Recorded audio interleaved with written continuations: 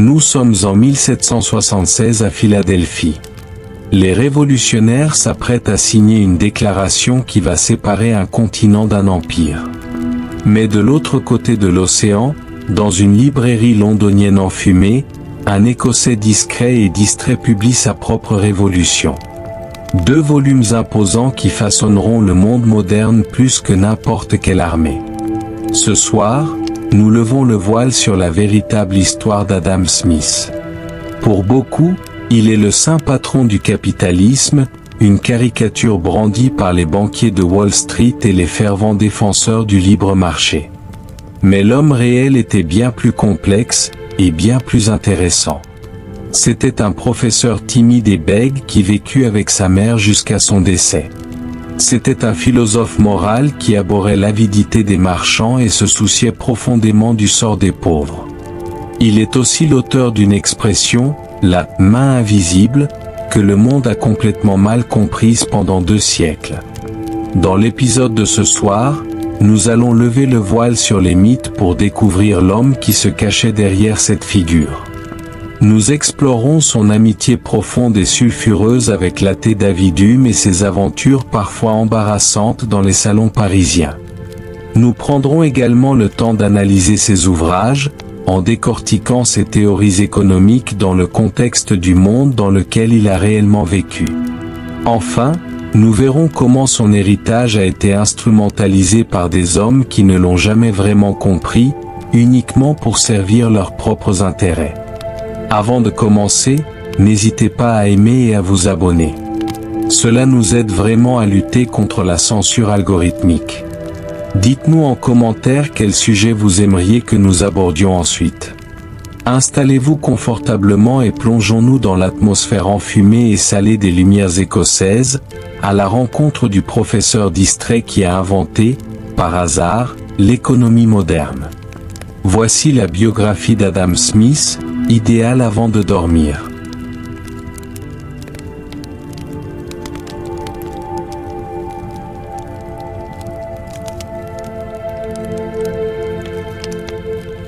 Chapitre 1. Le garçon du Langon. Le 5 juin 1723, un clerc du presbytère de Kirky, en Écosse, trempa sa plume et griffonna un nom dans les registres paroissiaux, Adam Smith. L'enfant était né dans un monde qui lui avait déjà pris quelque chose. Son père, également prénommé Adam, avocat et contrôleur des douanes, était décédé en janvier. Le bébé ne le connaîtrait jamais. Dans le langage de l'époque, cela faisait du jeune Adam un enfant orphelin, et ce fait allait marquer toute la suite de son histoire. Sa mère, Margaret Douglas, se retrouva seule avec un nourrisson malade dans une petite ville portuaire aux abords du 4e île. Issue d'une famille de propriétaires terriens, respectable sans être de grande fortune, elle situait sa famille dans ce que son fils appellerait plus tard la classe moyenne. Margaret se consacra entièrement à l'éducation du garçon. Sujet à des crises de nervosité, de santé fragile, il semblait vivre un peu à l'écart du monde. Dès son plus jeune âge, elle devint son pilier. Il vécut avec elle par intermittence jusqu'à son décès, à plus de 90 ans. Une anecdote de sa petite enfance est particulièrement appréciée des biographes. À 3 ans, alors qu'il rendait visite à un oncle à Stratry, le garçon fut enlevé par une bande de vagabonds de passage. On les appelait des « tinkers ». Une patrouille les poursuivit dans Leslie Wood et le retrouva sain et sauf. Quelqu'un fit remarquer plus tard qu'il aurait été un piètre gitan, vu sa maladresse et sa tendance à se perdre dans ses pensées. C'était sans doute vrai. Kirky n'était pas un lieu où l'on s'attendrait à trouver une révolution intellectuelle. On l'appelait localement le tombeau de l'âne, car son plan se résumait à une unique rue de près d'1,5 km, parallèle à l'eau.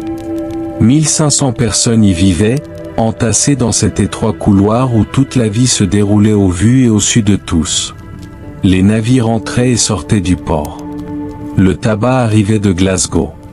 Le bois de la Baltique.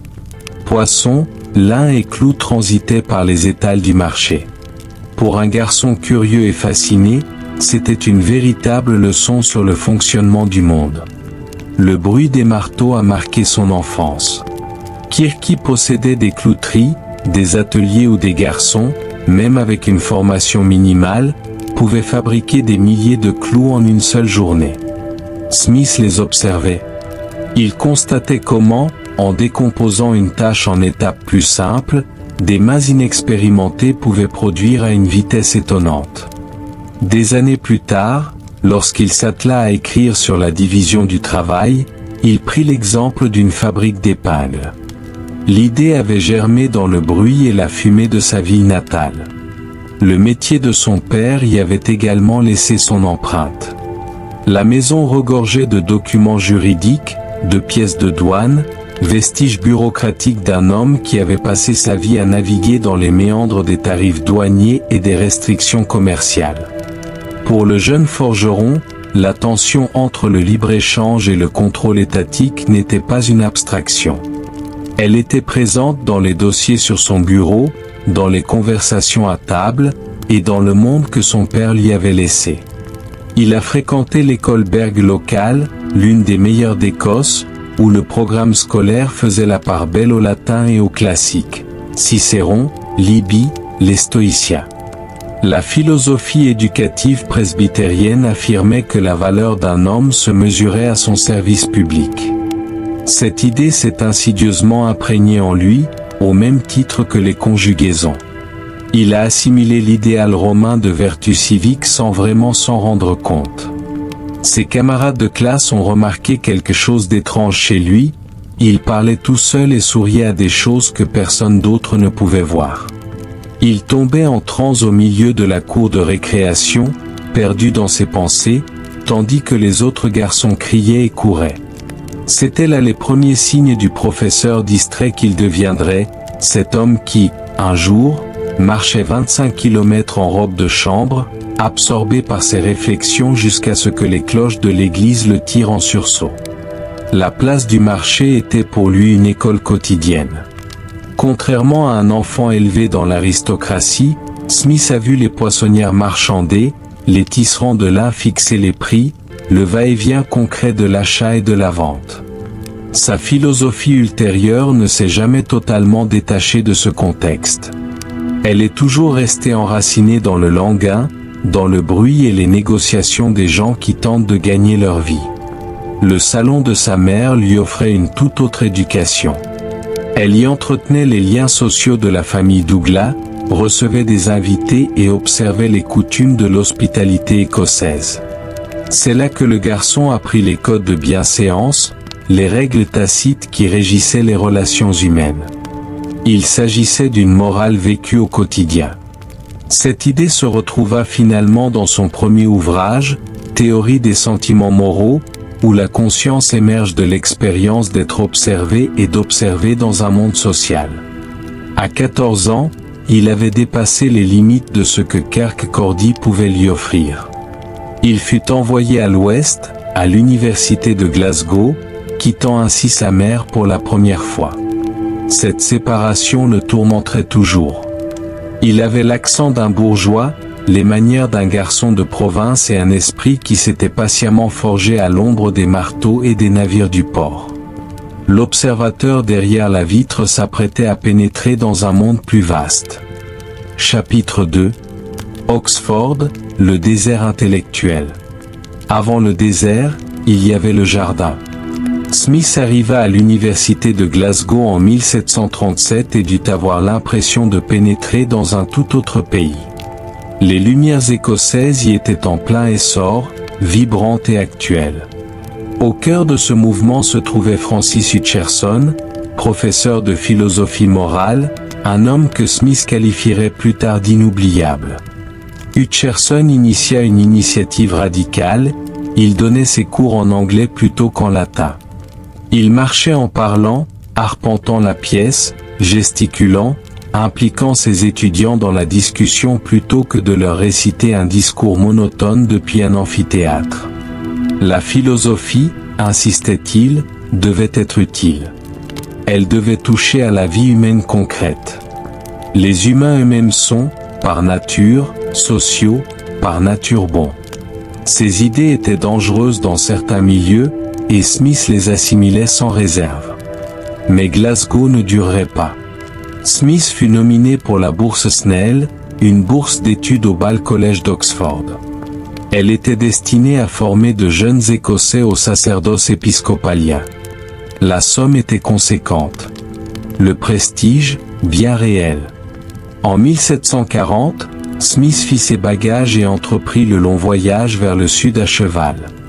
Franchir la frontière anglaise lui donna l'impression de pénétrer dans un autre monde. Les routes étaient meilleures, les fermes plus prospères. Smith observait tout, consignant des observations sur les infrastructures et l'agriculture qui ressurgiraient des décennies plus tard. Mais plus il descendait vers le sud, plus il percevait autre chose, une froideur envers les Écossais, une méfiance. Le Bal College fut un choc. Les bâtiments étaient en ruine. L'atmosphère était lourde de réactions politiques et de décadence intellectuelle. C'était un bastion jacobite, politiquement arriéré et spirituellement épuisé. L'énergie qui avait caractérisé Glasgow était ici totalement absente. Smith décrira plus tard Oxford comme un désert intellectuel. Les professeurs avaient complètement renoncé, même à faire semblant d'enseigner. Ils blâmaient le système de rémunération, ils étaient payés grâce au fonds de dotation, qu'ils enseignent ou non. À quoi bon? Les incitations étaient inutiles. Smith observait attentivement la situation. Il apprenait quelque chose, même si personne ne lui enseignait. L'isolement était profond. En tant qu'Écossais, il était traité avec suspicion et snobisme. Sa timidité naturelle ne faisait qu'empirer les choses. Il développa ce qu'il appelait une hypocondrie invétérée et un scorbut violent qui lui faisait trembler les dents. Ce n'étaient pas des métaphores. Son corps lui disait ce que son esprit savait déjà. Il était profondément malheureux. Il refusa d'entrer dans les ordres. C'était pourtant, en théorie, le but de la bourse, mais Smith n'en voulait rien savoir. Cette décision l'éloigna encore davantage des autorités universitaires. Il ne lui restait donc plus qu'une chose à faire, se réfugier dans la bibliothèque bodléienne. 6 ans. C'est le temps qu'il y passa, plus ou moins seul, à lire tout ce qu'il pouvait trouver. Littérature occidentale, histoire, droit, philosophie française. Il transforma son isolement en une immense formation autodidacte, bien plus vaste que tout ce que les professeurs auraient pu lui offrir, même s'il l'avait voulu. Et c'est dans ce silence qu'il découvrit David Hume. Les traités de Hume sur la nature humaine étaient considérés comme dangereux, athées et corrosifs pour la morale. Lorsque les autorités universitaires perquisitionnèrent la chambre de Smith et trouvèrent son exemplaire, elles le confisquèrent sur le champ. Les révérends inquisiteurs de Bâle le réprimandèrent sévèrement. Ce fut son premier affrontement direct avec la censure intellectuelle, son premier véritable contact avec celui qui était déjà l'épouvantail de la pensée orthodoxe. La lecture secrète de Hume changea quelque chose en Smith. Hume soutenait qu'on ne peut déduire le devoir-être de l'être, que la raison est esclave des passions. Ces idées bouleversèrent les certitudes religieuses de son éducation. Il les affronta avec difficulté. Il passa des années à tenter de préserver la morale de la critique dévastatrice de Hume. La misère d'Oxford le força à se transformer. Il traduisit des textes français. Il perfectionna sa prose anglaise, l'extirpant de tout scotisme, se préparant ainsi à écrire pour des lecteurs au-delà des frontières de l'Écosse. Il constata que l'université était corrompue, y voyant une forme de monopole. Les facultés détenaient le monopole des diplômes, les professeurs celui des étudiants, et la qualité de l'enseignement s'en trouva dégradée. Il appliquerait plus tard ce raisonnement aux corporations et aux sociétés par charte. Il écrivait à sa mère pour se plaindre de la paresse qui régnait à l'université, mais avec prudence. Il ne voulait pas compromettre ses études.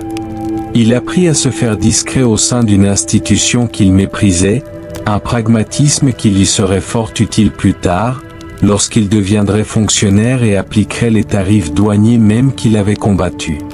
En 1746, le soulèvement jacobite déferla sur la Grande-Bretagne. Bonny, le prince Charlie, et son armée des Highlands déclenchèrent une vague de sentiments anti-écossais, et Oxford n'y fit pas exception. Smith, un « perruque », partisan de la succession hanovarienne, se sentait de plus en plus menacé dans un collège rempli de sympathisants Tories.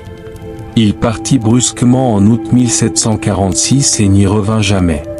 Il démissionna de son poste de boursier avant son terme et retourna à Kirkcaldy sans emploi, sans diplôme et sans perspective d'avenir.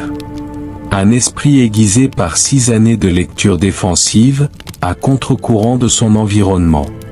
À 23 ans, sans emploi, la tête pleine de littérature française subversive et de scepticisme, il avait rejeté la voie des prêtres. Il avait besoin d'un protecteur. Il avait besoin d'un ami.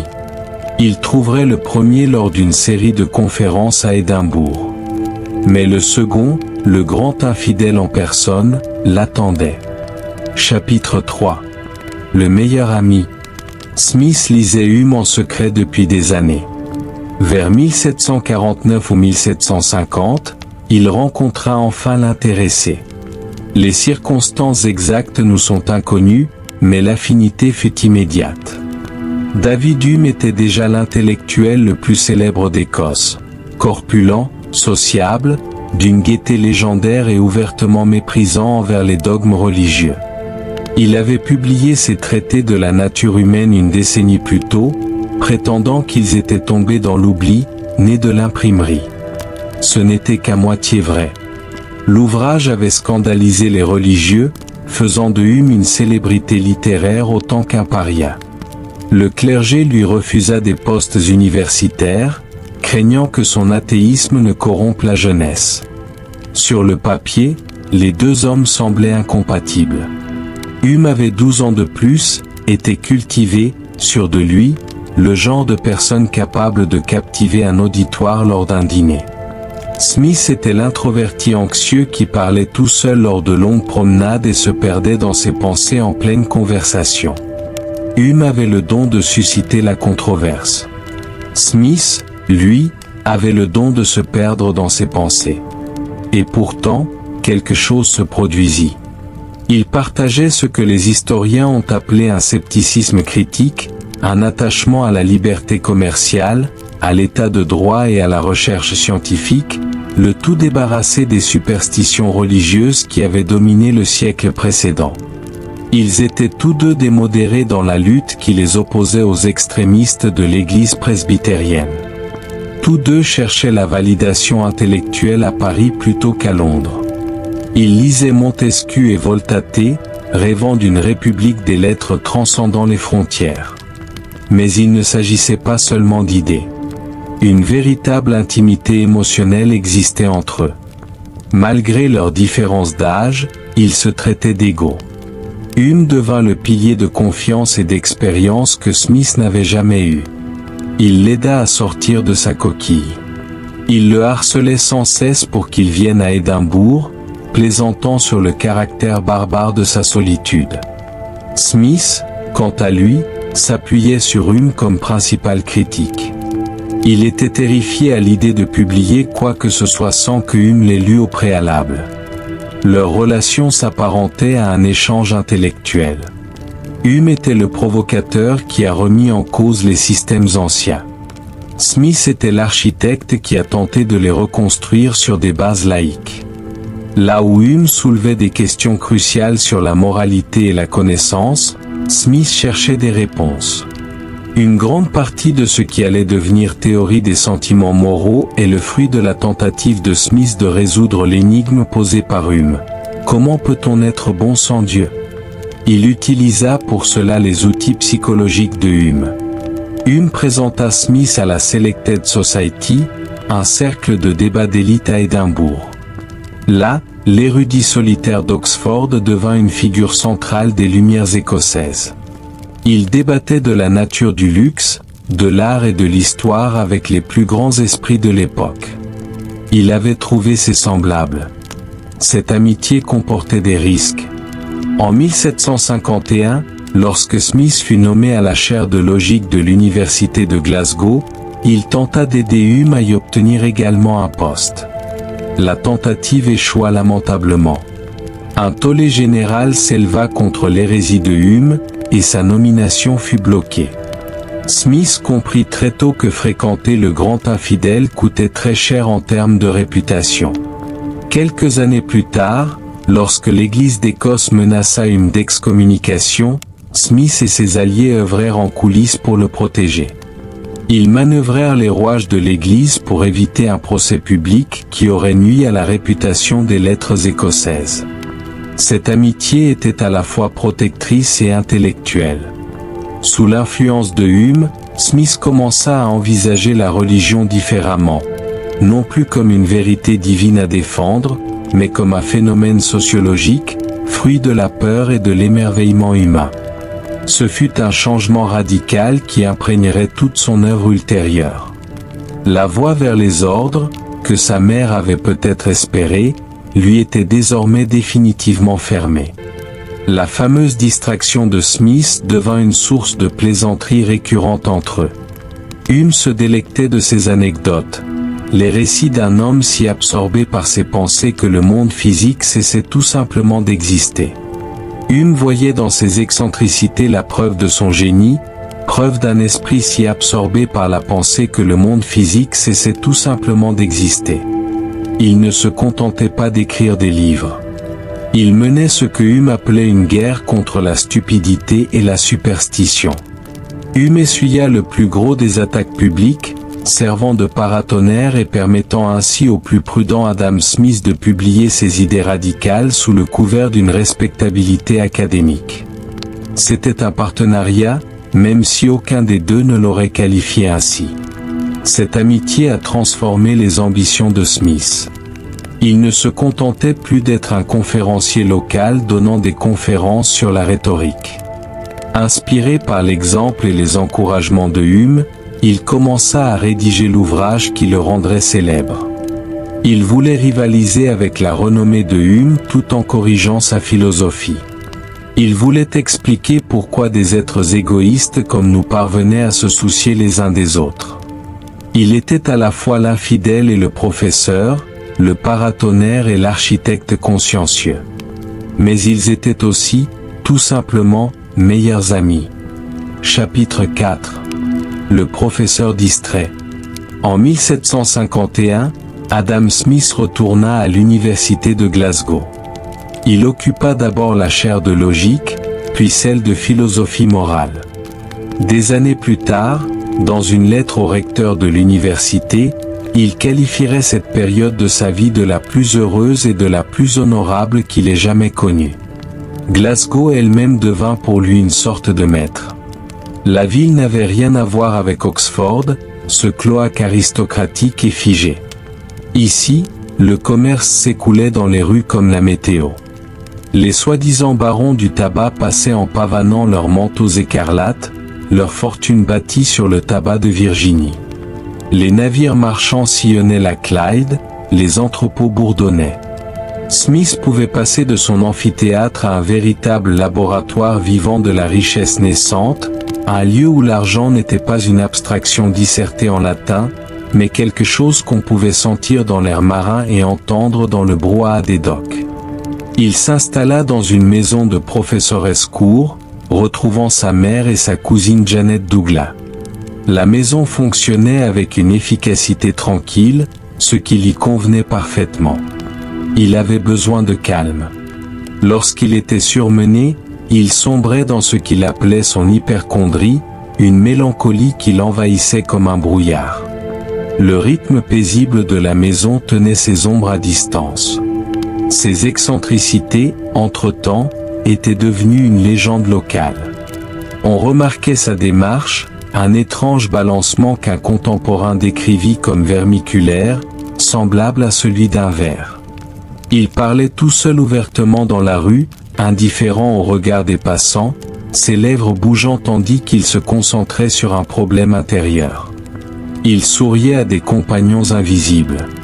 Il entrait en transe. Une anecdote en particulier a fait le tour du web. Smith faisait visiter une tannerie locale, expliquant à un ami les avantages de la division du travail et les procédés chimiques mis en œuvre. Il était enthousiaste et gesticulait beaucoup. Il ne regardait pas où il allait. Une étroite planche était tendue au-dessus d'une fosse de tannage remplie de graisse et de chaux nauséabondes. Il traversa la piscine sans s'arrêter, tout en continuant de parler, et se retrouva dedans. Il fallut le repêcher. Il fallut le déshabiller. L'esprit noble et le corps maladroit ne firent plus qu'un dans un bain d'humiliation. Un autre incident impliquait du thé. Il préparait une théière pour le petit déjeuner, perdu dans ses pensées, et au lieu de feuilles de thé, il y mit un morceau de pain beurré. Il versa l'eau bouillante. Il goûta le résultat. Il se plaignit à ses invités que c'était le pire thé qu'il ait jamais bu. Pourtant, l'université comptait beaucoup sur lui. Il fut conseiller financier, gérant les fonds de la bibliothèque. Il fut doyen de la faculté. Finalement, il devint vice-directeur. Cet homme qui avait trébuché sur des fosses de bronzage gérait les comptes avec précision. Il négociait avec les imprimeurs. Il gérait les fonds de dotation. Il n'était pas seulement un théoricien du commerce, mais quelqu'un qui comprenait le fonctionnement concret des institutions. Son style d'enseignement était d'abord maladroit. Contrairement à son mentor charismatique, Francis Hutcherson, Smith n'était pas un orateur né. Sa voix était rauque. Il bégayait au début de ses cours, la tête appuyée contre le mur, le regard vide, jusqu'à ce qu'il trouve son rythme. Il a reconnu s'être fié aux réactions des étudiants pendant toute une séance. Il a déclaré : un étudiant en particulier, au visage simple mais expressif, m'a été d'une grande aide. S'il se penchait en avant pour écouter, tout allait bien, et je savais que j'avais toute l'attention de la classe. Mais s'il se tenait en arrière, l'air apathique, je sentais aussitôt que quelque chose clochait et que je devais changer de sujet ou de style. Cette volonté de s'adresser à l'étudiant lambda révélait la conception que Smith se faisait du savoir. Il souhaitait être compris par les gens intelligents ordinaires, et non par une élite intellectuelle. Cet instinct l'a poussé à se débarrasser du jargon pour parler clairement.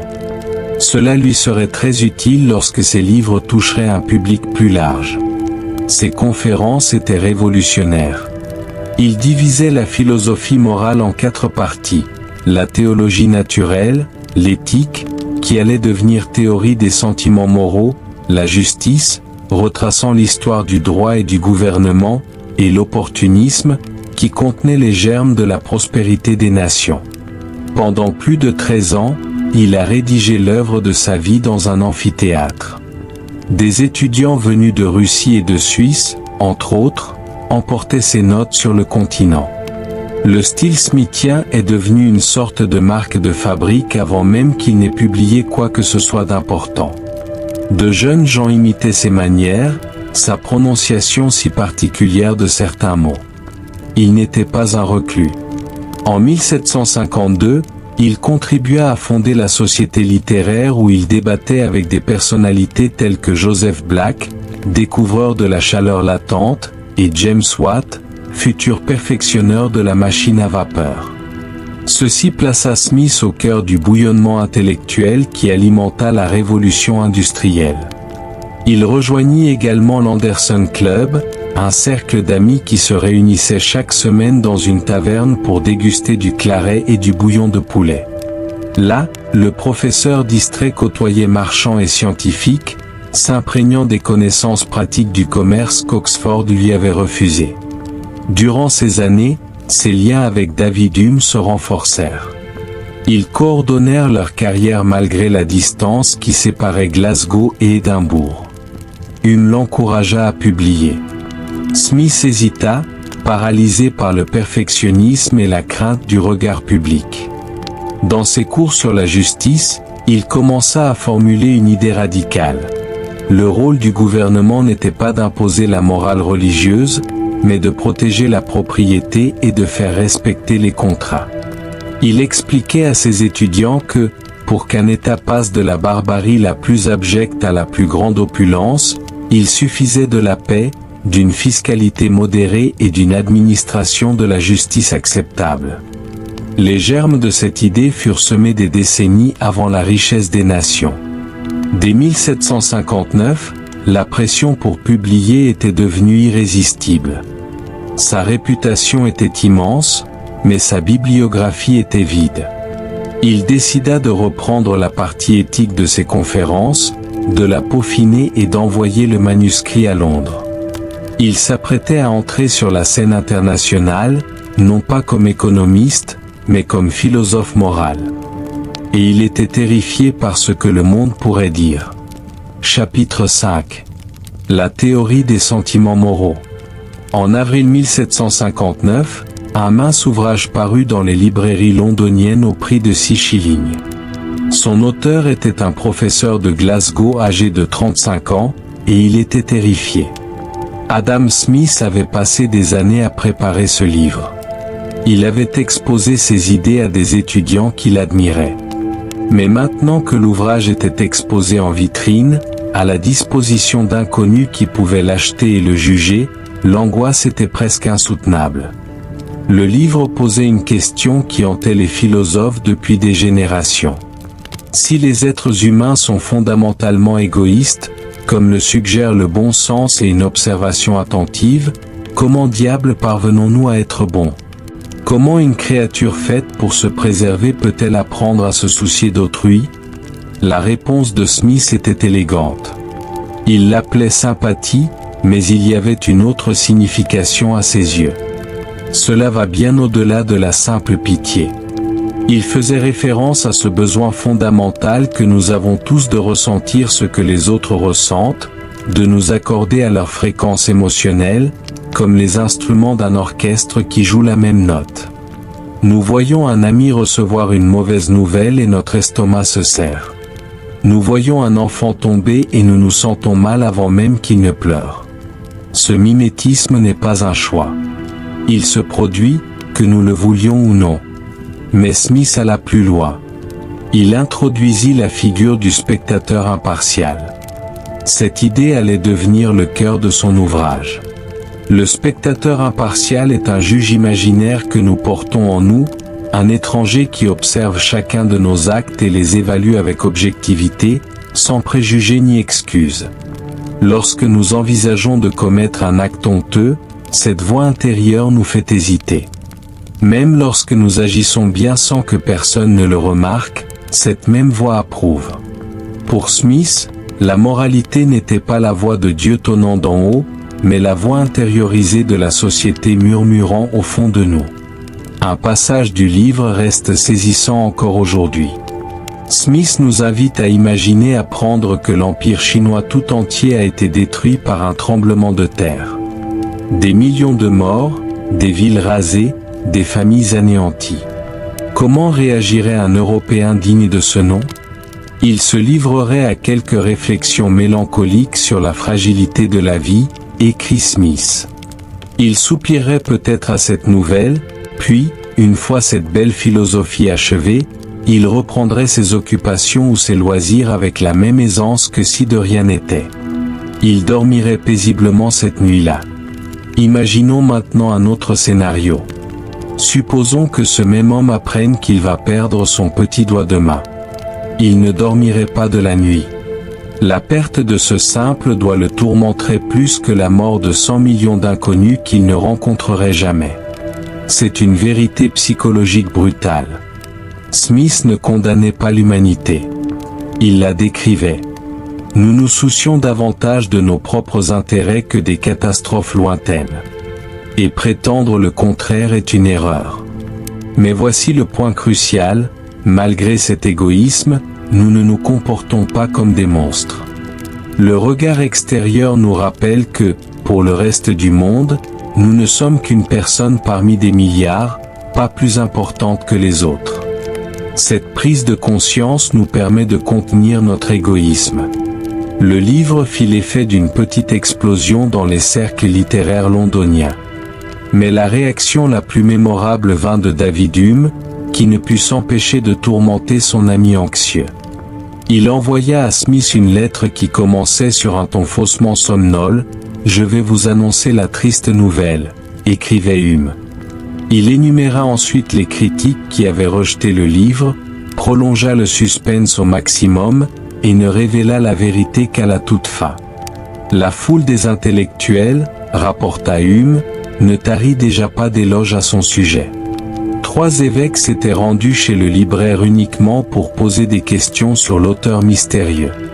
Ce dernier détail recelait une ironie savoureuse. Les évêques avaient encensé un livre qui mentionnait à peine Dieu.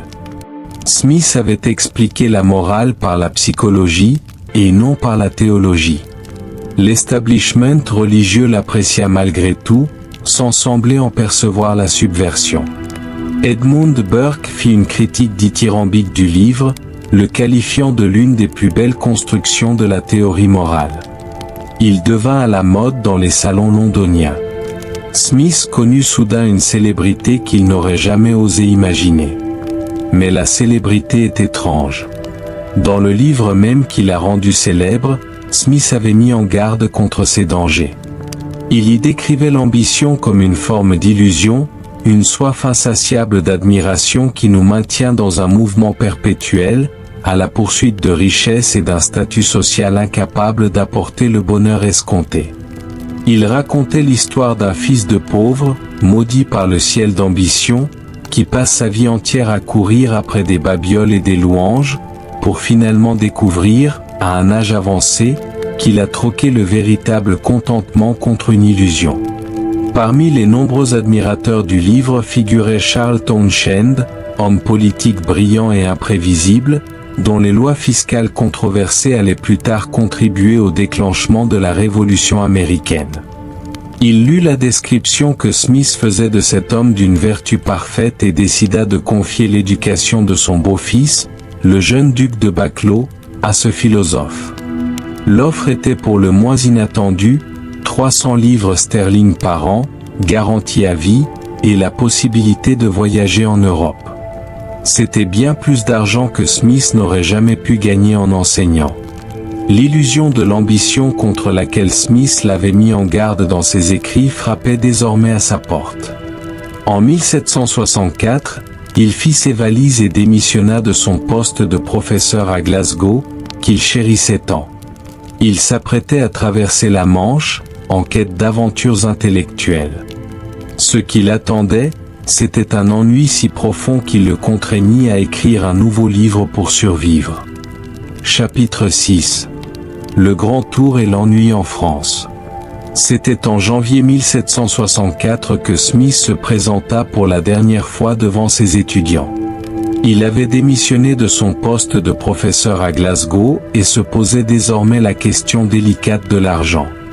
Il tenta de leur rembourser les frais de scolarité du semestre puisqu'ils partaient plus tôt que prévu. Ils refusèrent. Certains l'attrapèrent par le manteau, insistant sur le fait que son enseignement valait bien plus que ce qu'ils avaient payé.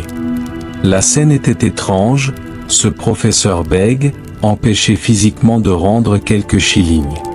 Mais cela en dit long sur l'homme.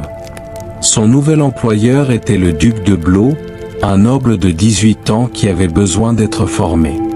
Ce travail s'appelait un grand tour, ce rituel à la mode où de jeunes hommes fortunés étaient emmenés à travers l'Europe pour apprendre les bonnes manières et s'imprégner de culture. Smith devait être le guide. L'ironie de la situation n'échappa à personne.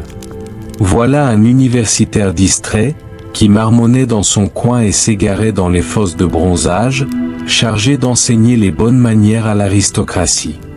Ils débarquèrent d'abord à Toulouse, dans le sud de la France. Smith s'attendait à une effervescence intellectuelle. Il n'y trouva que 18 mois d'une monotonie accablante. Il parlait mal le français, et la société locale ne s'intéressait guère à un philosophe écossais qui peinait à tenir une conversation à table. Le prestige qu'il avait imaginé se dissipa, laissant place à de longs après-midi d'oisiveté. Dans une lettre à David Hume datée du 5 juillet 1764, Smith confessa son désespoir. La vie qu'il avait menée à Glasgow, écrivit-il, était agréable et superficielle en comparaison. Puis il ajouta une phrase qui allait changer le monde: « J'ai commencé à écrire un livre pour passer le temps. » Ce livre fut La richesse des nations. Elle ne naquit pas dans une grande bibliothèque ni dans un café animé, mais dans l'ennui d'une petite ville de province française, où un Écossais nostalgique n'avait rien de mieux à faire. Coupé de ses amis et de ses livres, Smith se replia sur lui-même. Il commença à rédiger les arguments sur le capital et le travail qui avaient imprégné ses conférences pendant des années. L'ébauche du livre prit forme à Toulouse, fruit de l'ennui et de la solitude. Finalement, la tournée reprit. À Genève, Smith rencontra son idole, Voltaire. Il avait conservé un portrait du philosophe français dans sa chambre à Glasgow. C'était un véritable pèlerinage. À sa grande surprise, Voltaire fut charmé par ce professeur un peu gauche. Il écrivit plus tard que Smith était un homme excellent, dénué de toute pédanterie. Le véritable point culminant intellectuel fut atteint à Paris, où ils arrivèrent fin 1765. Smith fut enfin présenté au Physiocrates, un groupe d'économistes français mené par François Quesnay, médecin de Madame de Pompadour. Leur théorie était simple et radicale: toute richesse, pensait-il, provenait de la terre. L'agriculture était la seule activité véritablement productive. La production industrielle se contentait de réorganiser la matière sans rien y ajouter de nouveau. Smith trouvait cela fascinant, mais erroné. Il débattait avec Anne-Robert Jacques Turgot, le futur ministre des Finances français, de la nature de la valeur. Il étudia le célèbre tableau économique de Quesnay, un diagramme en zigzag qui tentait de modéliser l'économie à l'image du sang circulant dans le corps. Cette métaphore médicale marqua Smith.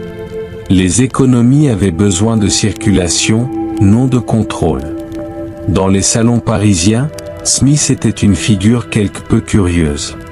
Madame Riccaboni, la maîtresse de maison, le décrivait comme un homme des plus distraits, parlant d'une voix rauque, semblant détaché des conversations brillantes qui l'entouraient. Et pourtant, on l'accueillit avec enthousiasme, séduit par sa générosité et sa réputation d'auteur de la théorie des sentiments moraux. Il constata également de près les dysfonctionnements de l'État français. La misère des paysans contrastait fortement avec l'opulence de la cour.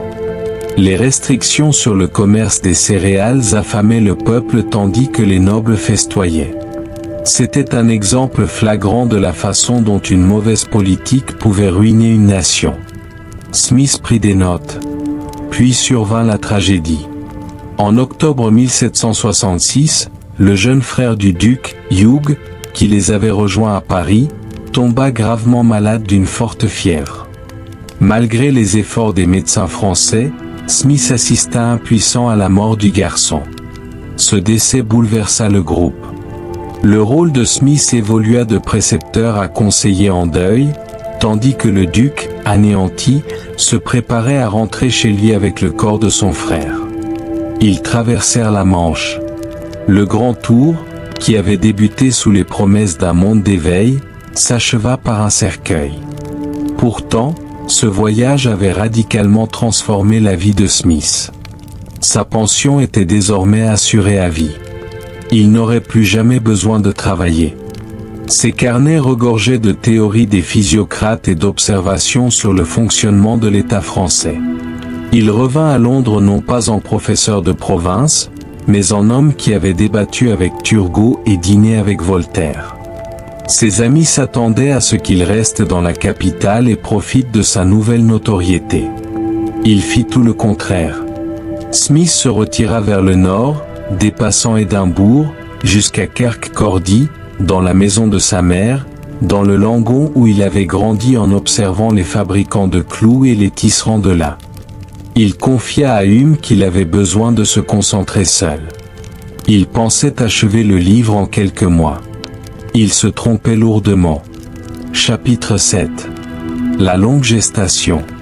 Smith retourna à Kirky en mai 1767.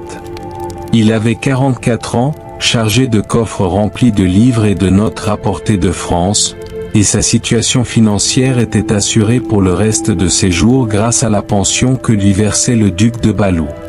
Le grand ouvrage attendait d'être écrit. Il l'avait promis. Il retourna vivre chez sa mère. Le rythme habituel reprit. Margaret s'occupait de ses repas. Janet gérait le chaos, laissant Smith travailler sans interruption, ce qui était précisément le problème. Les jours se transformaient en semaines. Il ne quittait presque plus son bureau.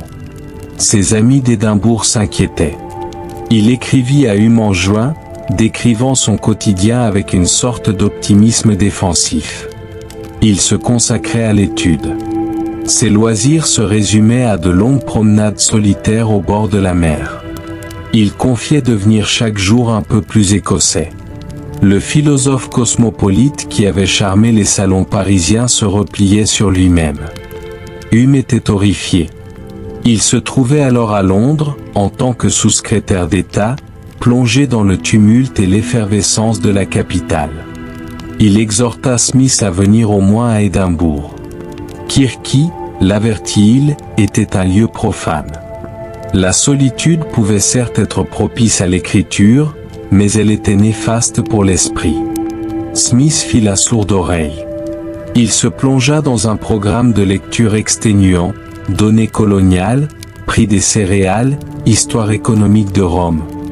L'ampleur de sa tâche commença à l'accabler. Il ne se contentait pas de décrire l'économie britannique, il tentait d'expliquer l'histoire économique de la civilisation elle-même. Ce qui devait initialement prendre quelques mois se transforma en années. Puis survint le krach de 1772. La bulle spéculative s'est effondrée. Douglas Héron et ses associés avaient spéculé de manière inconsidérée sur les terres et le crédit. Lorsque celle-ci éclata, l'Écosse fut secouée. Des amis de Smith firent faillite. Même le vaste domaine du duc de Bou était menacé. Smith n'était pas un simple spectateur dans son bureau. Il fut entraîné dans des médiations pour sauver l'économie locale. Il constata de visu comment les spéculateurs avaient abusé de la monnaie fiduciaire, créant une fiction qui ravagea l'industrie, la frugalité et les moyens de subsistance. Ce désastre l'obligea à réécrire des pans entiers de son œuvre concernant la monnaie et le système bancaire. Il abandonna la théorie pure au profit d'une approche plus réglementaire. Il soutenait désormais que les banquiers devaient être encadrés pour éviter qu'ils ne mettent en danger la société tout entière. Il les comparait aux constructeurs de murs mitoyens tenus de respecter les normes de sécurité incendie. La liberté avait ses limites quand l'imprudence pouvait réduire en cendres la maison du voisin.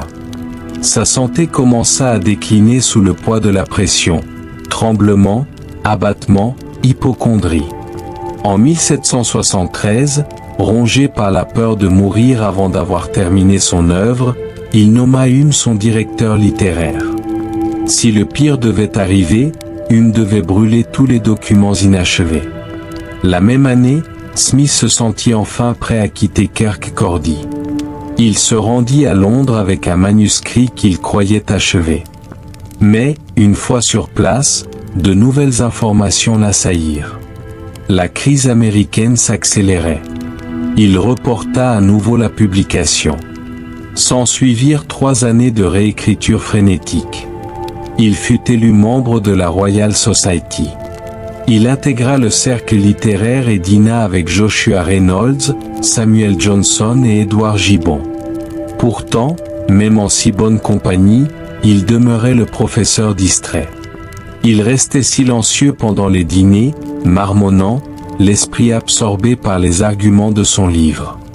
Il passait des heures au British Museum, dans les cafés, à recueillir les statistiques précises sur les prix du blé et les approvisionnements en hareng qui allaient donner à la richesse des nations toute sa dimension empirique. Son système de liberté reposerait sur des faits indéniables, et non sur de simples conjectures philosophiques. Le retard devint la risée de ses amis. Hume écrivait en 1775 qu'il était lui-même vif et en pleine santé, tandis que Smith demeurait lent et lourd.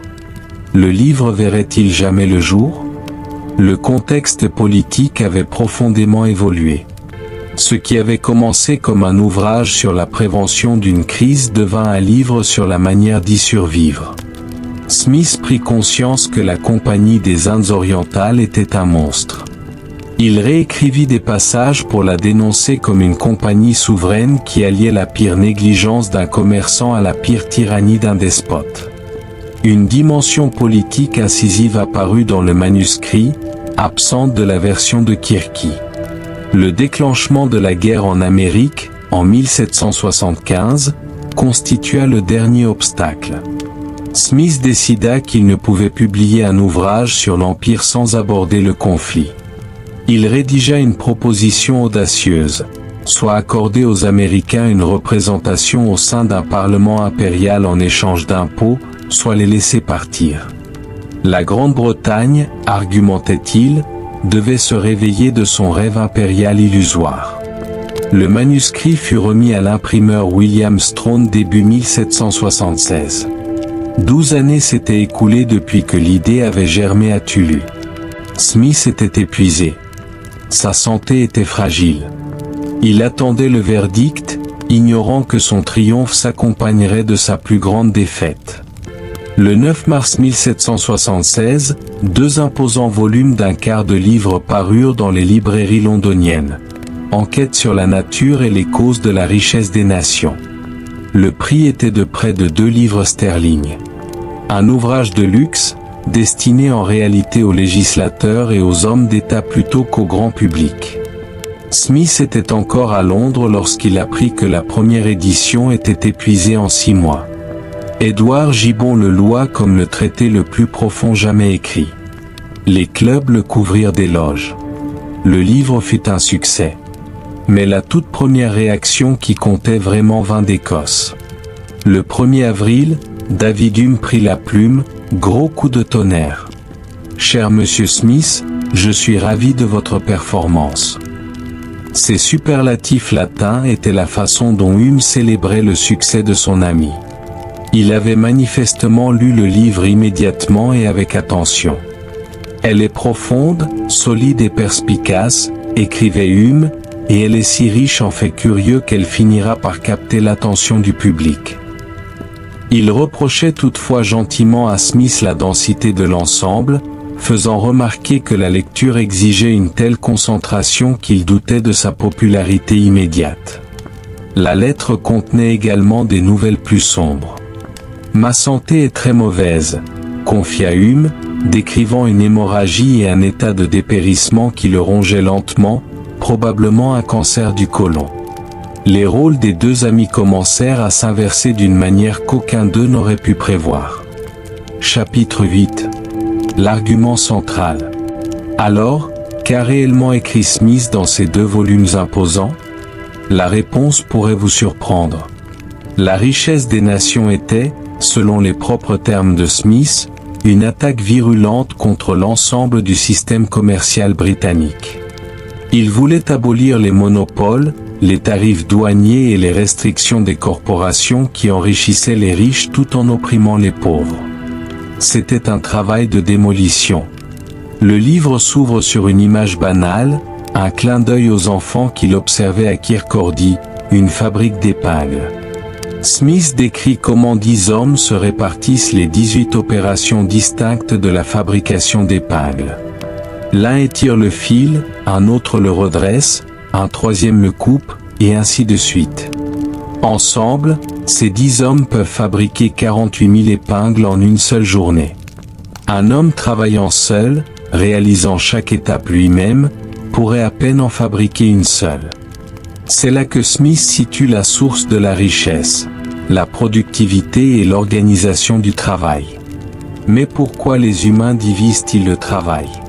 Smith a une réponse, et elle s'accompagne d'une plaisanterie. Il existe dans la nature humaine une propension au troc, au commerce, à l'échange. Nous commerçons. Nous l'avons toujours fait. Personne, observe-t-il avec ironie, n'a jamais vu un chien échanger équitablement et délibérément un os contre un autre avec un autre chien. Nous sommes les seuls animaux à marchander. C'est là que Smith rompt avec les idées reçues de son époque. Les mercantilistes croyaient que la richesse se résumait alors dans le coffre du roi. Smith réfute cette idée. La richesse, pour lui, c'est le fruit annuel du travail de la terre et de la société. La nourriture que les gens consomment, les vêtements qu'ils portent, les maisons qu'ils habitent. La richesse est un flux, non un amas de métaux précieux remisés dans une cave.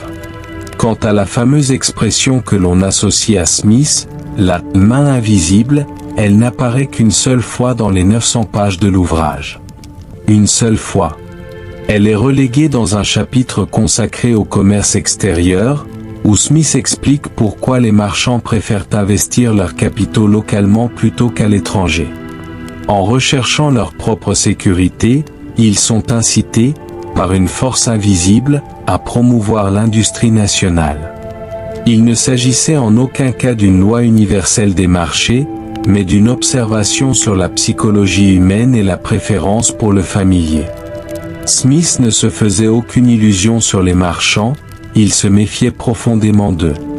Les gens d'un même métier se rencontrent rarement, avertissait-il, même pour se divertir, sans que la conversation ne dégénère en complot contre le public ou en manœuvre visant à faire monter les prix. Pour Smith, les capitalistes constituaient un groupe d'intérêts particuliers. L'État devait donc les surveiller de près. Son alternative était le système de la liberté naturelle. Supprimons les droits de douane, les subventions, les monopoles et les protections corporatives. Laissons le commerce circuler librement. Le souverain n'aurait plus que des obligations à assumer. Protéger la société contre les invasions, entretenir les tribunaux et la police, et construire des infrastructures publiques telles que des routes, des ponts et des écoles. Smith était étonnamment progressiste sur la question des salaires. Il soutenait qu'aucune société ne peut être prospère et heureuse si la grande majorité de ses membres sont pauvres et misérables. Les salaires élevés, affirmait-il, encouragent l'industrie, et il est juste que ceux qui nourrissent et habillent la nation soient eux-mêmes convenablement nourris et vêtus. Il percevait également quelque chose d'inquiétant dans sa propre fabrique d'épingles. Dans le 5e livre, Smith avertit que l'homme qui passe sa vie à effectuer quelques opérations simples n'a aucune occasion de faire travailler son intelligence. Il perd donc naturellement l'habitude de cet effort et devient généralement aussi stupide et ignorant qu'il est possible pour un être humain de l'être, une mutilation mentale causée par l'efficacité même qu'il célébrait. Sa solution, l'éducation publique financée par le gouvernement, afin de prévenir ce fléau de la torpeur intellectuelle. L'Empire britannique fut directement attaqué. Smith le qualifia de projet ruineux qui n'avait engendré que pertes et déceptions. Il conseilla à la Grande-Bretagne d'abandonner son fantasme de domination américaine et de traiter les colons comme des partenaires commerciaux libres et indépendants. L'ouvrage est volumineux et encyclopédique. Smith aborde le prix de l'argent au Pérou, l'abondance du hareng en Écosse, l'histoire des universités. Il construit son argumentation à partir de preuves, accumulant les faits jusqu'à ce que leur poids devienne indéniable. Chaque affirmation repose sur ce qu'il appelle l'expérience de tous les temps et de toutes les nations. Au fond, Smith soutient que la richesse des nations repose sur deux éléments, la compétence de la main-d'œuvre et le rapport entre travail productif et improductif. Le peuple est le moteur, son esprit, ses mains, sa capacité d'apprendre et de progresser. L'or accumulé dans les coffres ne vaut rien si le peuple est pauvre. Chapitre 9. La mort de l'infidèle. L'année 1776 est celle des révolutions et des déclarations, de la naissance des nations et de la publication d'ouvrages qui allaient bouleverser le monde. Mais, pour Adam Smith, elle est tout autre, celle de la mort de son meilleur ami. David Hume se plaignait de troubles intestinaux depuis des mois. Les médecins parlaient de troubles, de sténose, même si aujourd'hui on évoquerait plutôt un cancer. Hume décrivait son propre déclin avec la curiosité détachée d'un homme observant une expérience intéressante. Il notait les hémorragies, la façon dont son corps semblait se consumer de l'intérieur. Il évoquait sa perte de poids avec une sorte d'amusement, comme si son physique devenait de moins en moins pertinent. Smith, lui, était incapable d'un tel détachement. Il s'agitait, s'inquiétait. Il envoyait des lettres à Hume, l'exhortant à se rendre à Bath pour y prendre les eaux minérales, s'accrochant à l'espoir que les sources et l'air pur puissent, d'une manière ou d'une autre, enrayer ce que chacun savait inéluctable. L'hypocondriaque en Smith, cet homme qui avait toujours craint la maladie, devait désormais assister, impuissant, à la déchéance de son ami intrépide, le sourire aux lèvres. Hume lui écrivit de ses voyages avec une plaisanterie qui dut glacer le sang de Smith. « Je me transforme activement en pur esprit », annonça-t-il, précisant qu'il s'était tellement débarrassé de sa chair qu'il se détachait pratiquement du monde matériel. C'était bien du Hume tout craché, confronté à l'extinction par une boutade sur la métaphysique. Un désaccord douloureux les opposa durant ces derniers mois. Hume avait écrit une œuvre subversive, un manuscrit intitulé Les Dialogues sur la religion naturelle. Ce texte déconstruisait systématiquement l'argument selon lequel l'existence de Dieu pouvait être prouvée par l'organisation du monde naturel. Hume savait que le livre était explosif. Il souhaitait que Smith le publie après sa mort, estimant que la réputation d'intégrité de Smith pourrait le protéger d'une censure immédiate. Smith refusa. Cette requête créa entre eux une rare tension, une froideur qui dut être particulièrement pénible compte tenu des circonstances. Smith affirmait que le scandale nuirait à son travail et l'entraînerait dans une guerre théologique qu'il avait passé des décennies à éviter. Il tenait à son influence sur la politique et à la tranquillité. Hume, déçu, confia le manuscrit à son neveu. Ce fut un moment révélateur. Smith allait lancer ce qu'il qualifiait lui-même d'attaque virulente contre le système commercial de l'Empire britannique. Mais il n'oserait pas s'en prendre à l'Église. Leur dernière rencontre eut lieu le 8 août 1776. La scène dégage une étrange intimité.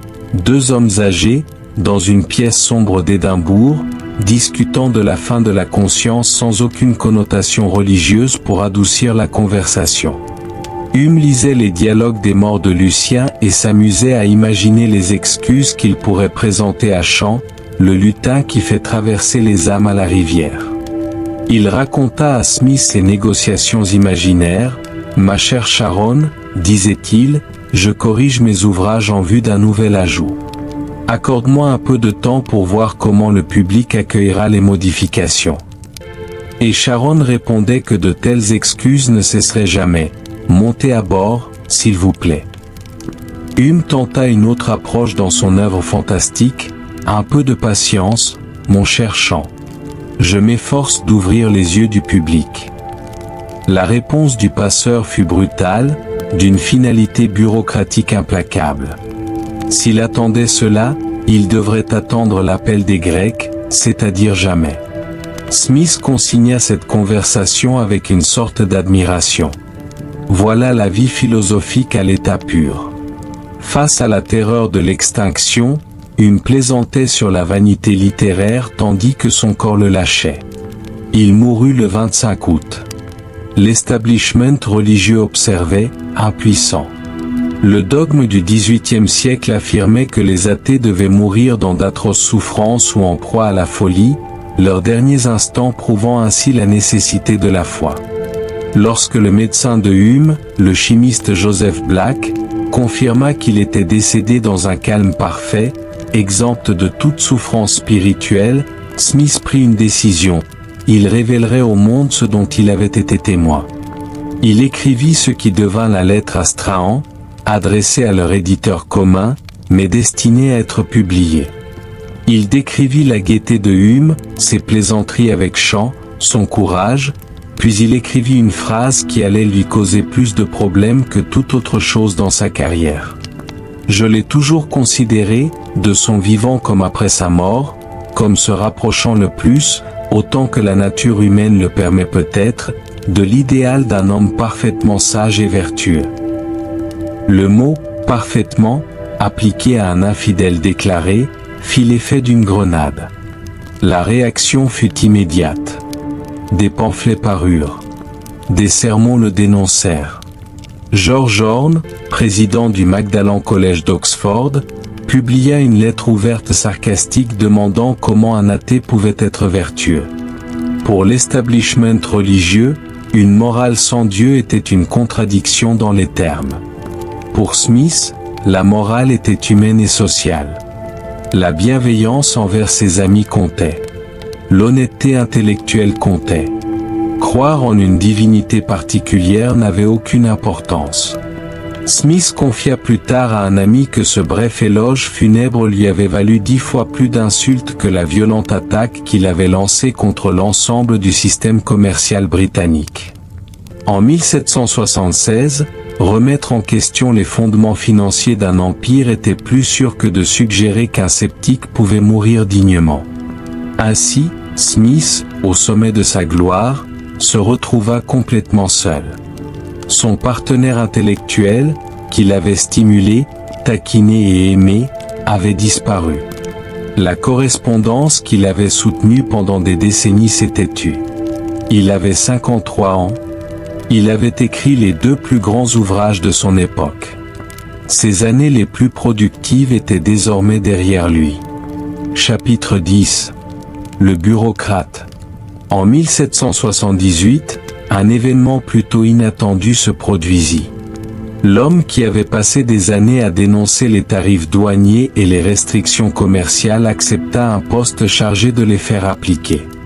Smith devint commissaire des douanes en Écosse. Son salaire s'élevait à 600 livres sterling par an. Avec sa pension du duc de Buccleuch, il gagnait désormais près de 900 livres sterling par an. Pour un homme qui avait jadis survécu péniblement grâce à un salaire de professeur, c'était une véritable fortune. Il était, à tous points de vue, l'un des intellectuels les plus riches de Grande-Bretagne. L'ironie de la situation était flagrante, même pour Smith lui-même. Voilà l'auteur de La richesse des nations, celui qui avait qualifié le système mercantile de ramassis d'opportunisme mesquin et pernicieux, siégeant désormais 4 jours par semaine à la Bourse royale d'Édimbourg, jugeant des affaires de contrebande et inspectant les comptes des douanes. Mais Smith prenait son travail au sérieux. Contrairement à ses professeurs d'Oxford fainéants qui l'avaient raillé des décennies plus tôt, il était assidu. Il étudiait les moindres détails du service des impôts avec la même attention obsessionnelle qu'il avait jadis portée aux fabriques d'épingles et au cours de l'argent. Il préconisa le recours à la force militaire contre les contrebandiers de thé. Il était convaincu qu'un État avait besoin d'argent pour fonctionner, même si la méthode de collecte était économiquement absurde. Une anecdote illustre parfaitement son point de vue. Il découvrit que certains vêtements de sa garde-robe avaient été importés illégalement, sans que les droits de douane aient été acquittés. Il les brûla. Il écrivit à un ami qu'il venait d'acheter une nouvelle parure de jabot et qu'il avait détruit les anciens, les soupçonnant d'être de contrebande. Il ne transgresserait jamais les lois qu'il était chargé de faire respecter. Il s'installa à Panmure House, une vaste demeure située près de la porte des Canongate. Sa mère, octogénaire, y régnait avec Janet. C'était une reconstitution de l'organisation domestique de Kirky, un foyer protecteur le préservant du chaos extérieur. Panmure House devint une sorte de salon pour les lumières écossaises à la fin de leur cycle. Smith organisait des soupers le dimanche où se réunissaient des personnalités remarquables. Joseph Black, découvreur de la chaleur latente, James Hutton, auteur de la théorie des temps profonds, James Watt, inventeur de la machine à vapeur. Les conversations portaient sur des sujets aussi variés que la chimie, la guerre et la nature des formations géologiques. Mais Smith lui-même restait souvent assis dans un silence distrait, souriant à des compagnons invisibles ou murmurant des pensées lointaines. L'hôtesse prenait parfois sa rêverie pour une désapprobation du repas. Le professeur distrait demeurait intact sous l'uniforme du bureaucrate. On l'aperçut un jour marchant dans la rue, sa canne à la main comme un fusil, totalement indifférent aux regards insistants de la foule. Il ne cessait de revoir la richesse des nations. L'édition de 1784 contenait de nouvelles attaques contre les compagnies à charte comme la Compagnie des Indes orientales, qu'il qualifiait de nuisance à tous égards. Sa connaissance approfondie du fonctionnement des monopoles d'État avait aiguisé sa critique. Puis, en 1784, sa mère décéda. Elle avait 90 ans. Smith avait 61 ans et sa disparition le bouleversa. Il écrivit qu'il ne lui restait probablement que quelques années à vivre et qu'il se sentait complètement démuni sans elle. La fragilité émotionnelle du philosophe stoïque apparut soudain. Alors que sa santé déclinait à la fin des années 1780, il se consacra corps et âme à ses manuscrits inachevés. 18 volumes trônaient dans son bureau, une histoire du droit et du gouvernement, une histoire de la littérature, des ouvrages qu'il jugeait imparfaits, indignes d'être publiés. En juillet 1790, il convoqua ses collaborateurs à son chevet. Joseph Black et James Hutton se rendirent à Panmure House. Smith était agité. Il exigea qu'il brûle immédiatement ses papiers. Il refusa de mourir avant de les avoir vus détruits. 16 volumes furent jetés dans la cheminée. Les témoins virent les pages se gondoler et noircir. Pour les historiens, c'était une perte comparable à l'incendie d'une bibliothèque. Pour Smith, c'était un contrôle de qualité. Il ne laissait rien derrière lui qui ne fût pas achevé à sa satisfaction. Une fois les manuscrits consumés par les flammes, son agitation s'apaisa. Il reçut ses amis pour un dernier souper dominical. Mais, la soirée avançant, il se sentit trop faible pour continuer. Il se leva de table et leur adressa ces dernières paroles. « J'apprécie votre compagnie, messieurs, mais je crois qu'il me faut vous quitter pour rejoindre l'autre monde. » Il mourut quelques jours plus tard, le 17 juillet. Sa fortune était modeste. Une grande partie de ses revenus avait été donnée en secret à des œuvres caritatives au fil des ans. Il avait demandé des funérailles simples. Sa pierre tombale, au cimetière de Canongat, non loin de Panmure House, porte simplement l'inscription suivante: « Ici reposent les restes d'Adam Smith, auteur de la théorie des sentiments moraux et de la richesse des nations. » Les journaux d'Édimbourg ne lui consacrèrent que quelques lignes. Son décès fut accueilli avec respect, mais sans grand enthousiasme. Et pourtant, de l'autre côté de l'Atlantique, dans la nouvelle nation née la même année que son livre, une vie d'un tout autre genre commençait pour lui. Les pères fondateurs lisaient son ouvrage. Il cherchait un manuel pour bâtir un pays à partir de rien. Chapitre 11. Le guide des fondateurs. Le livre traversa l'Atlantique et parvint entre les mains d'hommes qui construisaient une nation à partir de rien. Ils avaient besoin de réponses concrètes à des questions concrètes. Comment financer une guerre? Comment gérer la dette? Comment empêcher 13 États en conflit de s'entre-déchirer à propos des droits de douane? Ils se tournèrent vers Smith comme un charpentier se tourne vers un plan. Thomas Jefferson qualifiait la richesse des nations de meilleur ouvrage existant sur l'économie politique, un compliment de taille venant d'un homme peu enclin à la flatterie. Mais Jefferson interpréta Smith à travers son propre prisme, trouvant dans ses pages exactement ce qu'il cherchait. Smith avait vanté la productivité de l'agriculture et critiqué les marchands, les jugeant fourbes. Jefferson s'empara de ces passages et les utilisa pour conforter son rêve d'une république rurale, des agriculteurs vertueux cultivant une terre vertueuse. Alexander Hamilton adopta une approche radicalement différente. Il examina la question dans son ensemble, en approuva certains aspects, puis rejeta ceux qui ne servaient pas ses objectifs.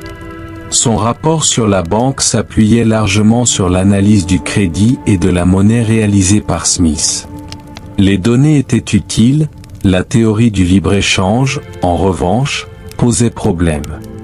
Hamilton soutenait qu'une jeune nation ne pouvait rivaliser avec des puissances établies comme la Grande-Bretagne sans protéger au préalable ses industries naissantes. Il fallait les laisser se développer à l'abri des barrières douanières, puis ouvrir les frontières. Cela créait une sorte de paradoxe. L'architecte du système financier américain se servit des calculs de Smith pour bâtir le système bancaire, puis rejeta la doctrine centrale de Smith pour développer le secteur manufacturier. Ce livre était une véritable mine d'outils à explorer.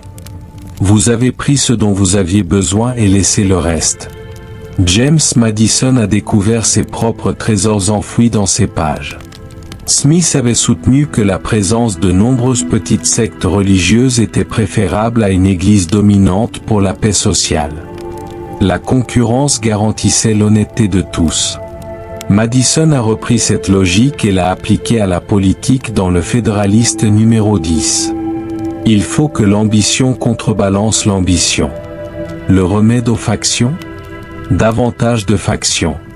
Ce qui frappe dans la réception américaine de cette époque, c'est ce dont personne ne parlait, la main invisible. Cette expression, qui deviendra plus tard la plus citée de tous les écrits de Smith, passa presque inaperçue. Les fondateurs étaient trop préoccupés par leur survie pour élaborer une théologie du marché. Ils se souciaient de fiscalité, de dette publique, de la question d'une armée permanente ou d'une milice. Ce sont ces chapitres qu'ils soulignaient, ces passages qu'ils débattaient tard dans la nuit, autour d'un mauvais vin et d'un café pire encore. La critique de l'Empire formulée par Smith trouva un écho particulier. Il avait soutenu que la relation coloniale nuisait aux deux parties, que la Grande-Bretagne devait soit accorder aux colonies une représentation pleine et entière, soit les laisser partir. Les Américains virent en lui un observateur bienveillant, conscient des absurdités du système mercantile qui avait déclenché leur révolution. Le livre fut aussi lu comme un texte moral. Les premiers éducateurs américains enseignaient la théorie des sentiments moraux aux côtés de la richesse des nations, affirmant que le système de liberté naturelle exigeait des citoyens vertueux pour fonctionner. L'idée que le seul intérêt personnel puisse soutenir une république leur aurait paru absurde. Pour les fondateurs, liberté et vertu étaient tissées dans la même étoffe. Tirez un fil, et tout le vêtement se défait. John Adams noircissait les marges de ses livres de notes indignées, défendant la conception smithienne d'une aristocratie naturelle, aristocratie du talent et de la vertu. Les débats entre fédéralistes et républicains sur la hiérarchie, sur ceux qui méritaient de gouverner, trouvèrent des arguments dans les pages de Smith. Les deux camps le revendiquaient. La première édition américaine sortit des presses à Philadelphie en 1789, l'année même où la Constitution entra en vigueur. L'éditeur la destinait aux hommes d'État et aux chercheurs en philosophie. C'était un texte pour l'élite, pour ceux qui allaient façonner la nouvelle République. À l'époque, l'économie politique était considérée comme une branche de la philosophie morale.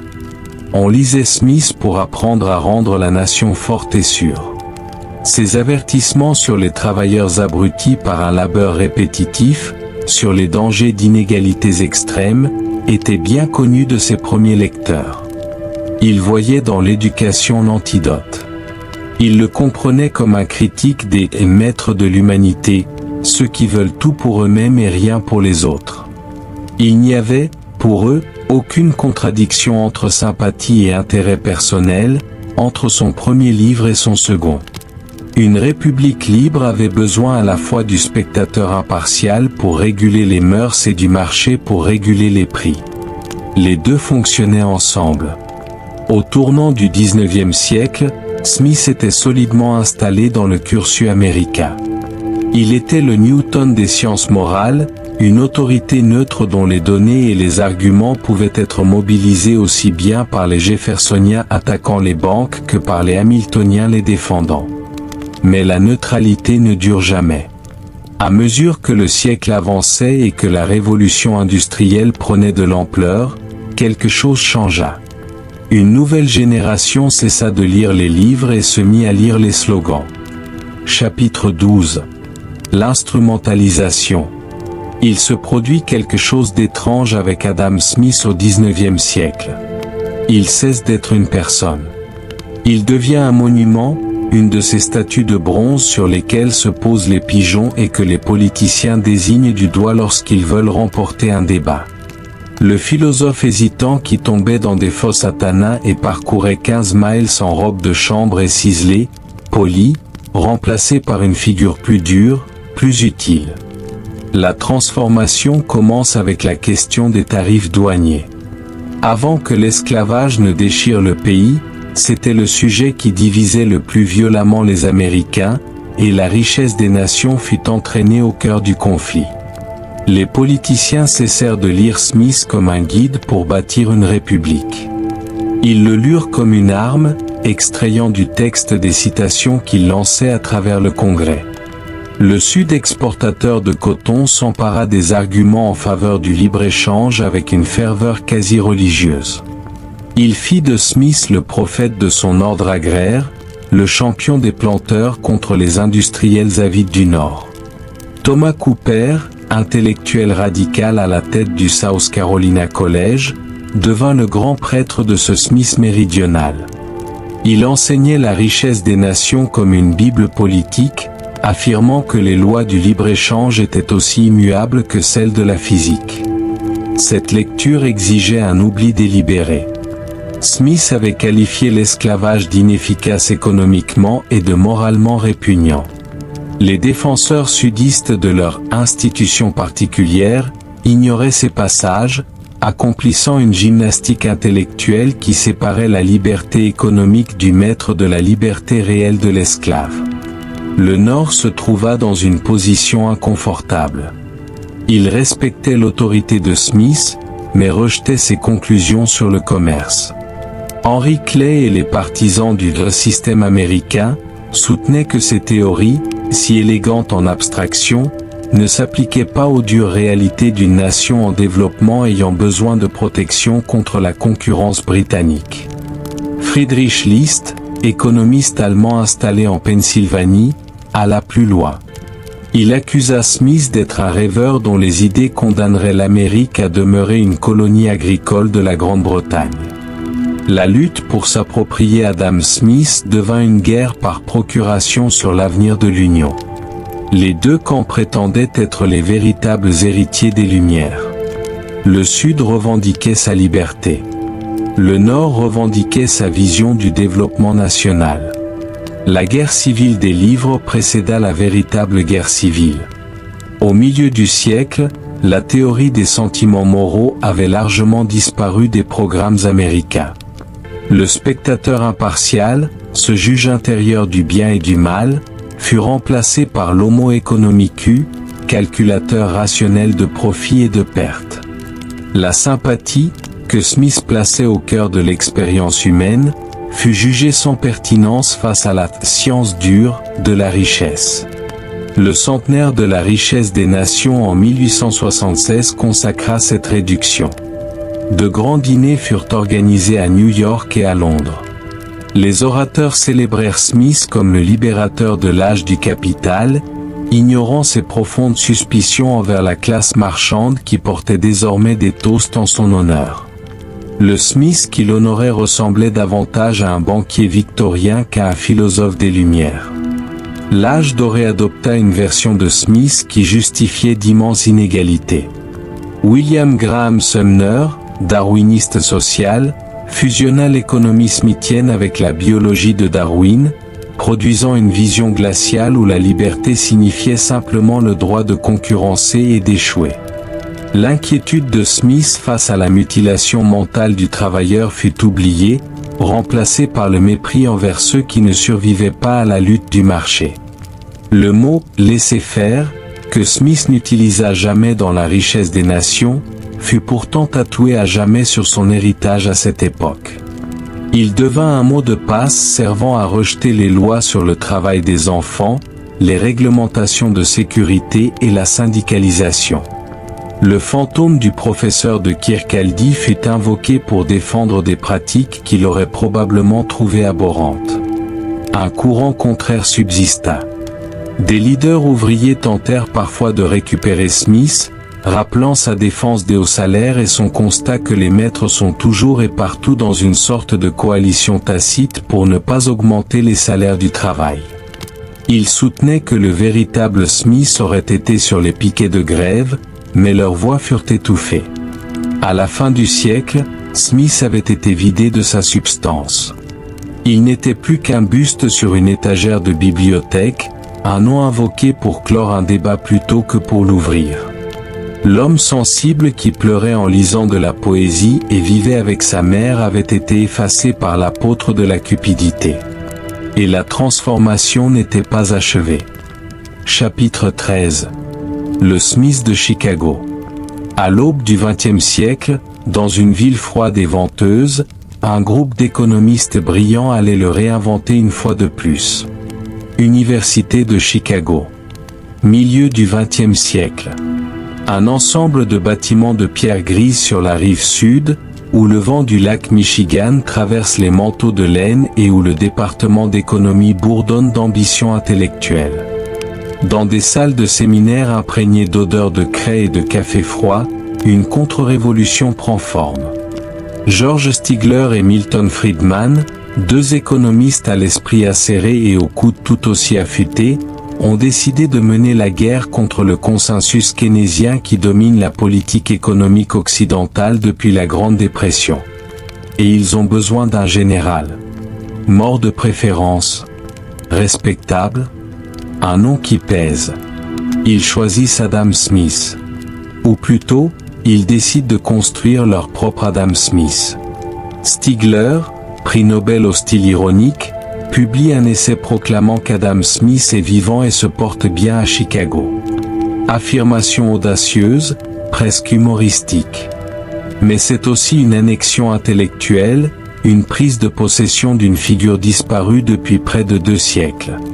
La grande innovation de l'école de Chicago consiste à étendre l'idée d'intérêt personnel jusqu'à ce qu'elle recouvre tout. Smith avait observé que boulangers et bouchers servent bien leurs clients parce que cela sert leurs propres intérêts. Un point raisonnable sur les incitations du marché. Mais Friedman et Stigler vont plus loin. Ils soutiennent que l'intérêt personnel explique le mariage, le crime, le vote, la discrimination raciale. Chaque choix humain devient un calcul de coûts et de bénéfices. L'économie engloutit les autres sciences sociales. Milton Friedman devient le visage public du mouvement. Petit, lunettes épaisses, réplique rapide. Il porte une cravate bleu marine ornée de minuscules portraits d'Adam Smith. Il la porte constamment, à la télévision, en conférence, sur les photographies avec des chefs d'État. La cravate est un signal, un emblème.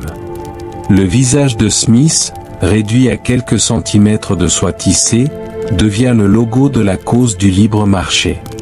1976 arrive. L'Amérique célèbre son bicentenaire, feux d'artifice, grands voiliers dans le port, guirlandes rouges et bleues suspendues aux vitrines. Mais les économistes de Chicago ont leur propre célébration.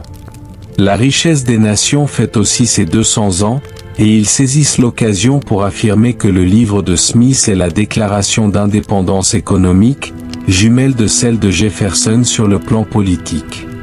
Stigler prononce un discours intitulé « Les voyages de Smith sur le navire de l'État », suggérant que Smith aurait été aussi sceptique à l'égard du gouvernement que les Chicago Boys. La main invisible devient célèbre durant ces années. Les citations de l'expression explosent dans les revues académiques et les éditoriaux. Rappelons que Smith n'emploie le terme qu'une seule fois dans La richesse des nations. Une métaphore passagère sur les conséquences involontaires se transforme en principe quasi mystique. Un mécanisme des prix guidant les marchés vers l'efficacité avec une intelligence presque sacrée. La main invisible devient une divinité séculière invoquée par des décideurs convaincus que les marchés peuvent se réguler eux-mêmes. Cette version de Smith exige quelques retouches discrètes. La théorie des sentiments moraux, son premier ouvrage et sans doute son favori, est mise de côté. Le spectateur impartial, cette figure intérieure qui juge notre conduite, ne se quantifie pas. La sympathie ne se glisse pas aisément dans des équations. Les économistes de Chicago traitent donc la philosophie morale comme une indiscrétion de jeunesse, séparée des choses sérieuses que serait la science économique. D'autres passages gênants subirent le même traitement. Les mises en garde de Smith contre les marchands conspirant contre le public furent balayées comme des incohérences. Son soutien à l'éducation publique et à l'imposition progressive qualifié d'erreur de jugement. Son inquiétude face à l'idée qu'un travail répétitif en usine puisse entraîner une mutilation mentale des ouvriers? Mieux valait ne pas en parler. Le Smith de Chicago est une figure nette, épurée. On l'a dépouillé de ses doutes, de ses contradictions, de son humanité. La série télévisée de Friedman, Free to Shows, introduit cette version de Smith dans des millions de salons.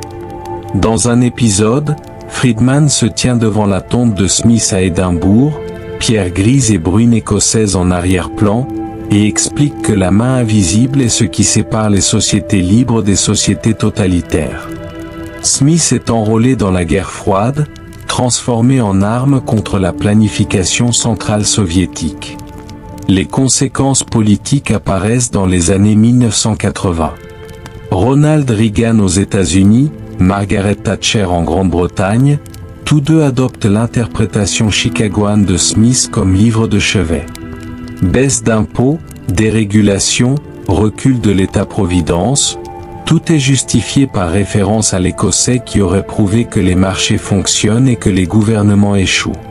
Le Smith de Chicago est partout.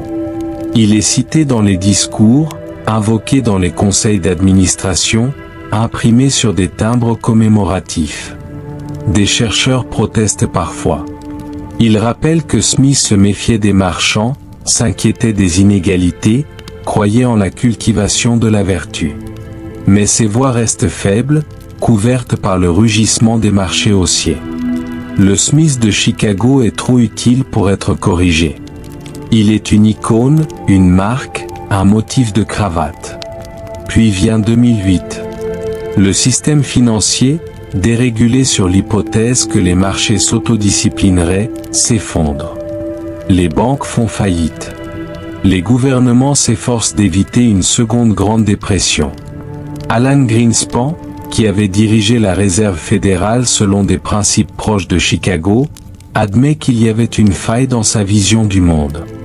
La main invisible, semble-t-il, ne veillait pas sur Wall Street. Dans l'après-coup, un phénomène intéressant se produit. On retourne aux étagères.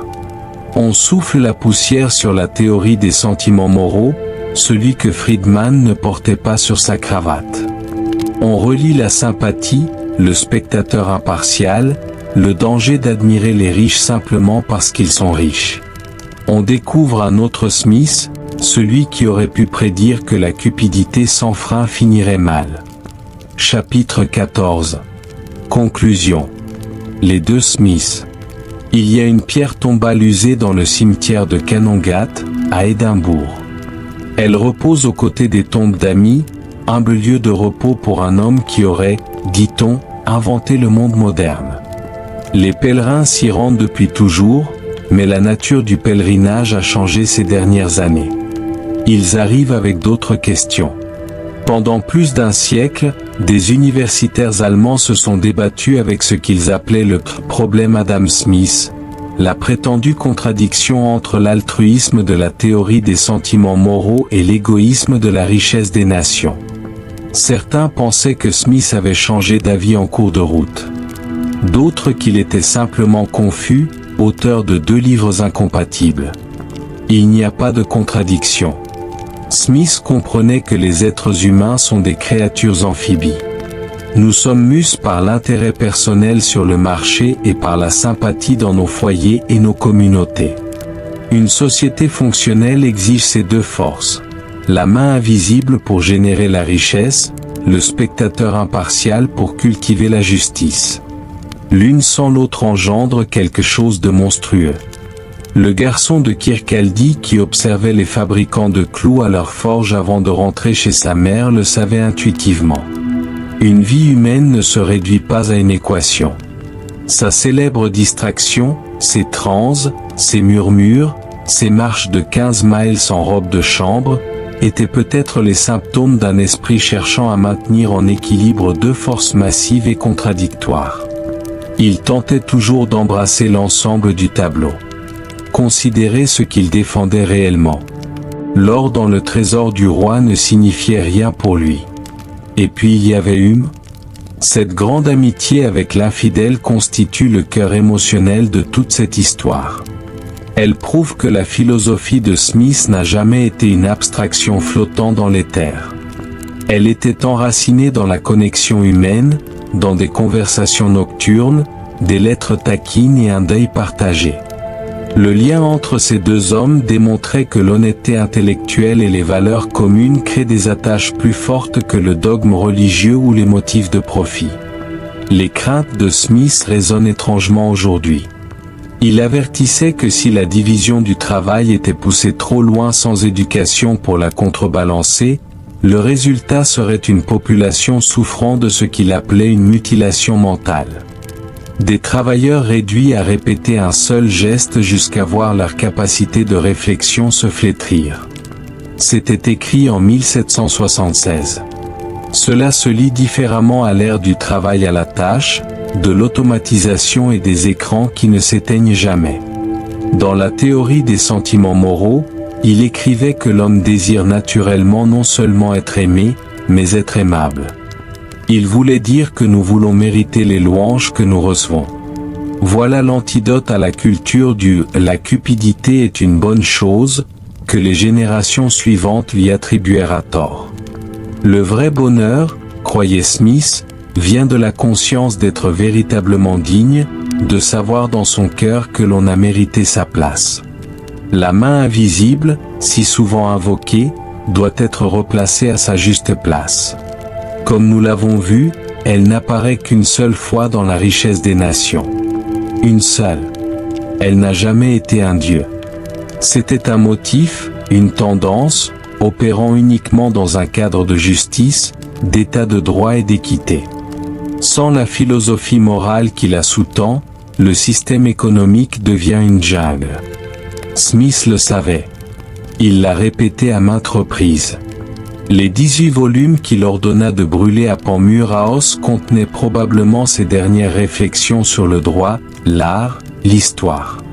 Nous ne le saurons jamais.